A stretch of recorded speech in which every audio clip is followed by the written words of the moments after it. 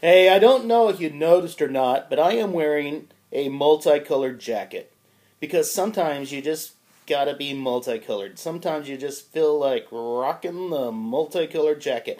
And there's a guy in the Bible, he's the hero of our story today, and we're going to look at him, and he had a lovely multicolored jacket similar to my own, I think. I'm not sure. His name was Joseph. He's a biblical, patriarchal dude. He's a fashion icon. He's a big-time hero of the faith. He's also a snotty little brat. Okay, he's kind of a super confident child star, kind of arrogant. I think he could be a punk. I think Joseph could be that annoying little brother. For one thing, he was a tattletale. He was always looking for ways to get his bigger brothers in trouble, and he would tell on them, and it just wasn't cool. And he was his daddy's favorite, and everybody knew it, because his daddy got him a lovely multicolored coat, and he got to wear it around and just kind of rub it in the face of his brothers. Hi, I'm Dad's favorite, and you aren't.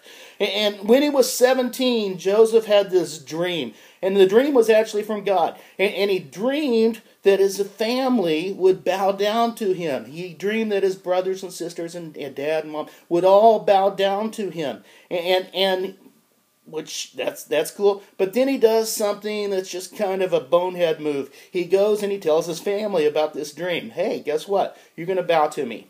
Okay? And needless to say, his family's not real supportive of this. They're not real excited about this prospect. He kind of turns up the volume on some feelings that his brothers already have for him.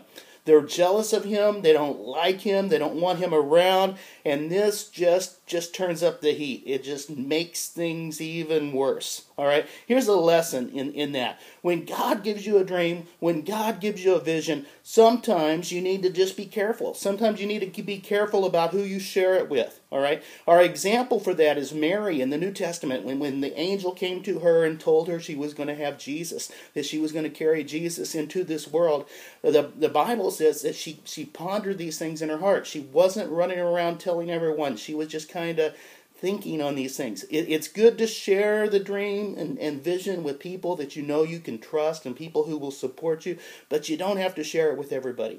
All right, so finally, the day comes. Here's Joseph, here's his brothers, and the day comes when Dad isn't around.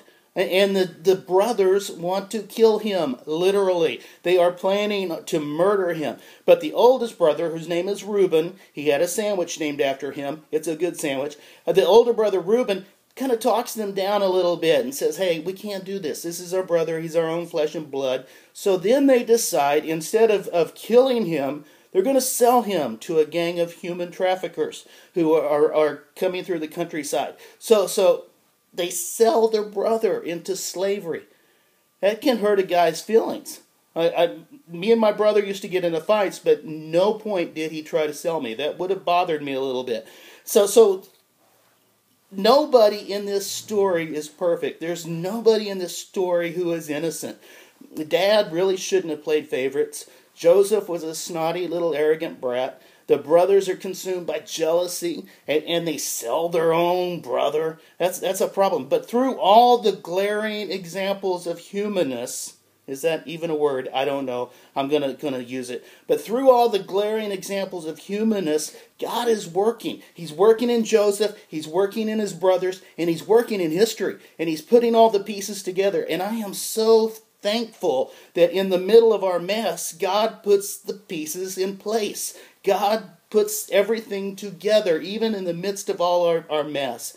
You're not perfect, and shocker, I'm not either. None of us are perfect. And here's the cool thing, you don't have to be perfect. But the question is, do you trust the one who is perfect? The God who came to save you also came to live with you.